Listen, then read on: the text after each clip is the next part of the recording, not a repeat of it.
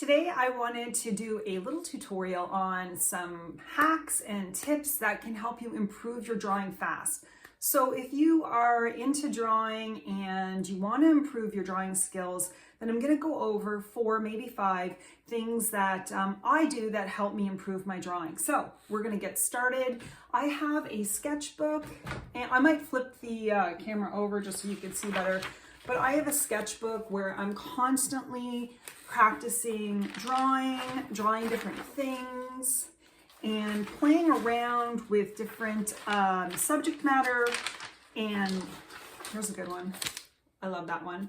Just playing around with different subject matter, different materials, and trying new things to improve my drawing skills. And I've been drawing every single day for the past year, but I've been drawing for well over 10 years. And I just wanted to share some of the fastest ones that can help you with improving your art. So we are going to get started. I'm going to flip the camera around and show you these hacks. When it comes to drawing, I think one of the things that we do is we let fear get in the way. We find one way of drawing and then we stick to it because we're afraid to make mistakes, or you feel like you're really good at it and then you try a new technique and it's really, really hard. So the first thing is letting go of the fear and being open to trying new things. So I'm going to start with the first one, which is scribble drawing. So scribble drawing, I'm holding my pen really loose and I'm not thinking too much. Now there's different ways to do scribble drawing, but I just keep it basic. This is loose drawing in a scribbly way and just drawing faces to see how that looks. I'm going to use a red marker because my marker doesn't want to work for me, but I'm just like loosely holding my pen, keeping it loose and scribbly, and just playing around. How can I draw a face? And like the pen is not going to land where you want. How do you deal with the pen not landing where you want it to land? And how can you play around with it so it still looks like whatever it is you want it to look like, whether it's a face or a cat? How do you make that work? Now you can also, when you're doing your scribble drawing, I call it scribble drawing, but when you do it and keep loose, and after you're done your photo, then maybe go in and play around. It's just fun to see what shows up. I'm going to try it loose again, and I'm going to draw a cat this time. Very, very loosely. And this is when you have to deal with things not going the way you want. Can you still make it work? Can you work with your mistakes? And when you're drawing like this, it is definitely not going to go the way you want. Because you know what? Half the time when you're drawing, things don't go the way you want anyway, and now you're making it worse for yourself. Overcoming fear of perfection, understanding that, even if it doesn't work the way you want to, it can still turn out great. Now, I really like this scribbly drawing, holding it really loose, but now I can go in after and play around with it and add character to it. But most of this artwork, when you're doing it this way, character comes out regardless because you've just made a big mess, and now you're going to fine tune it, and you're honestly going to find your own style because your stuff is not going to look like mine. It's going to look like yours. Whatever comes out is who you are. And so you're just playing around. So the first step is to do the scribbly drawing, and then you can come in and make not corrections to be perfect, but maybe just highlight some things that you liked. Like I want to add whiskers to this guy, right? I might add something else to this guy. I might get another marker and I might add a collar to him, and maybe I'll add some color to her cheek. But this is really quick. And this is letting go. You have to let go of perfection when you're holding your pencil like that. You cannot be perfect.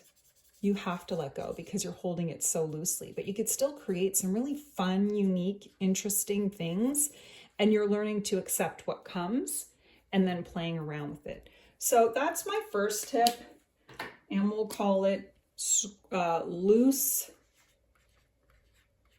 scribbles.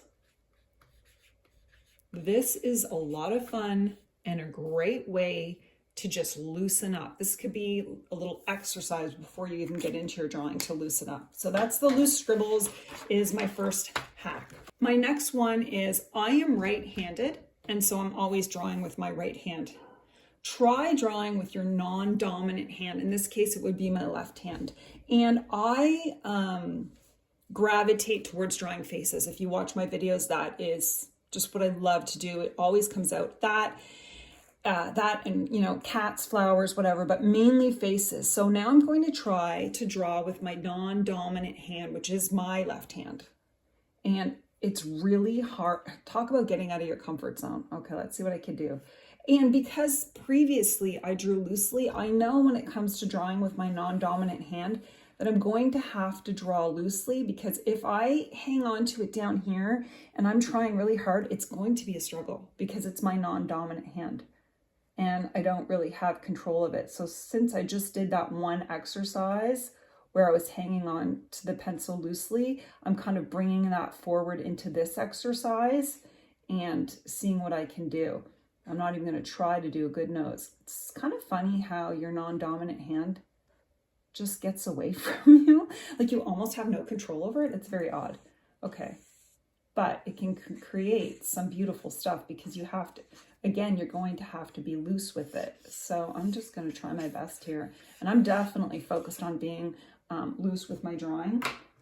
This is super hard. I don't even know if I could get her eyes in there. Maybe it's just me, but I'm pretty sure drawing with your non-dominant hand is quite the challenge.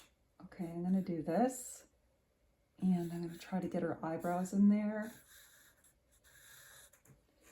I like the way that looks, but your non-dominant hand is a great way to loosen up.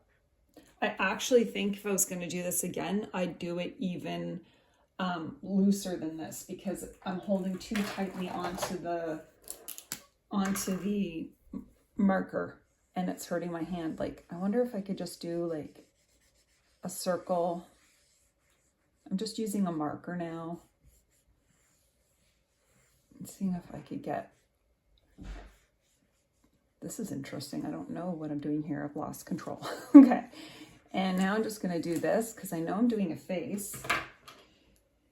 And I'm going to try to map this out. So I used my marker for the main part, and now I'm just kind of mapping it out with the Sharpie.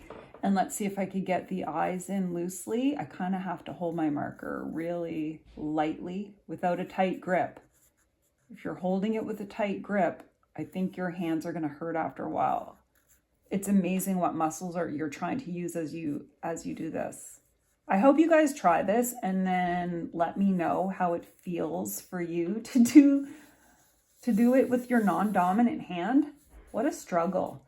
But this is a great way to retrain. It's all about training your brain and loosening up and seeing what comes out onto the page. So that's a great exercise to try to,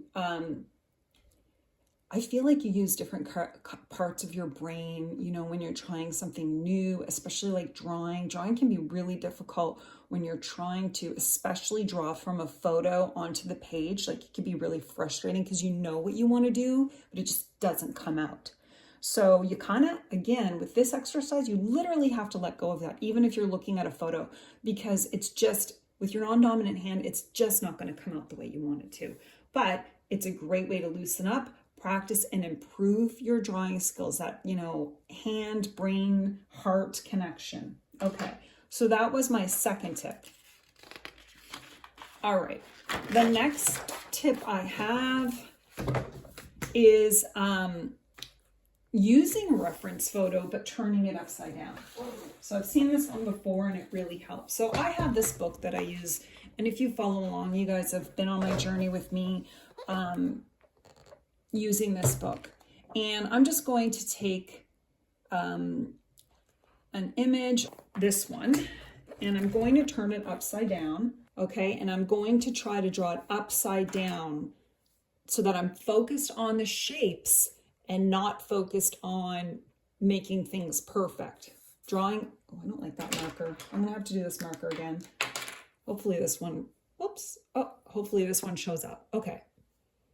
And I'm just focused on this inverted almost triangle. So I'm kind of going, and then there's this kind of weird shape she's got there. And now there's like trying to follow along with that. It's hard because I don't want to look at it upside down, okay? Because I don't want to cheat.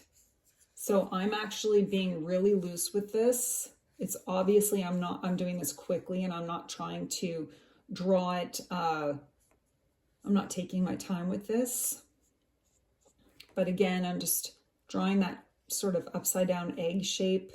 And then there's this weird hat, but I'm not looking at the hat. I'm looking at the shapes. I'm looking at the shapes. It's kind of dark there. This is going to be obviously a little bit abstracted. Okay, and then there's this sort of thing going on here, and then I might change to a black marker for part of it. Hold on. And do these little circles. And then I didn't put the lines in here, so I'm going to try to do that. These are almost scribbles, which I enjoy because it makes it easier. So we've got this thing going on here. And I'm just going to try to do that. My dog has decided to pay me a visit. We're going to see how this activity, so I drew it upside down. I tried to just focus from here down. Let's see what that looks like. I might do a whole video on this. This was fun. And now I can, if I wanted to, which I do, play around with it and see how I could fix it up. But I mean, I don't know if that's the ideal purpose of this activity, is to fix it up, but I definitely think this is a great way to add character to your artwork. Yeah, I feel like I got her arms wrong, but what a great activity. Okay, that was really fun. Really enjoyed that. So drawing upside down, I haven't practiced this one enough. I will do this more often. Super fun. And then my final tip for everyone, or my final hack, I draw every single day, every day. Even if you just practice for 10 minutes a day, it just makes all the difference, especially if you are trying to draw faces. I think basically if you're trying to draw anything, I think anyone can draw if you practice regularly. And I think there's some studies, the people who practice any skill 10 minutes a day can really improve drastically over time. And if you notice, I post videos all the time because I'm always practicing. I just really love it. I find it relaxing. It's almost like meditation. It's extremely frustrating sometimes because you're trying to do something and drawing will not always go the way you want it to. So you kind of have to just accept and keep practicing and don't give up no matter how frustrating it gets. And just letting go of these expectations that we put on ourselves to do something a certain way, especially if we see other people doing it and we want to do it just like them. But the thing is, you know, we're not them, we're ourselves, and things are going to come out differently because you're different. And I think those are my top hacks for improving your drawing, those activities and exercises. I think I might do some more videos focused on each particular exercise, but I'd love to hear from you if you're going to, or if you did try any of these tips that I have and how it went for you. So I want to thank you guys for your time. And if you have any tips as well, please drop them in the comments and let me know what they are. I want to thank you guys so much for following along, and I hope these tips help you with your drawing, and I hope you all have a wonderful day.